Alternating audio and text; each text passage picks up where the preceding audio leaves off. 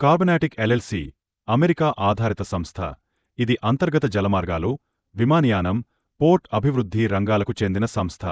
ఈ పరిశ్రమను విశాఖపట్టణం, విజయవాడ, కర్నూల్ పరిసర ప్రాంతాలు జిల్లాలలో సుమారు 31,500 కోట్ల రూపాయలు పెట్టుబడి చేస్తున్నారు. Renew energy global PLC.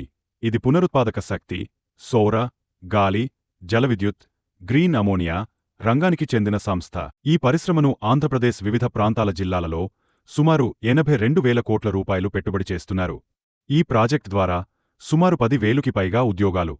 స్వచ్ఛమైన శక్తి ఉత్పత్తి పెరిగి కార్బన్ ఉద్గారాలు తగ్గుతాయి. రేడెన్ ఇన్ఫోటెక్ ఇండియా ఎల్టీడీ. ఇది డేటా సెంటర్ ఐటీ మౌలిక సదుపాయాలు రంగానికి చెందిన సంస్థ. ఈ పరిశ్రమను విశాఖపట్టణంలో ఏర్పాటు చేస్తున్నారు.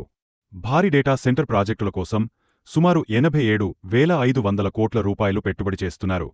సుమారు 60,000కి పైగా ఉద్యోగాలు. విదేశీ ప్రత్యక్ష పెట్టుబడులు పెరిగి రాష్ట్ర ఐటీ ఆదాయం గణనీయంగా పెరుగుతుంది.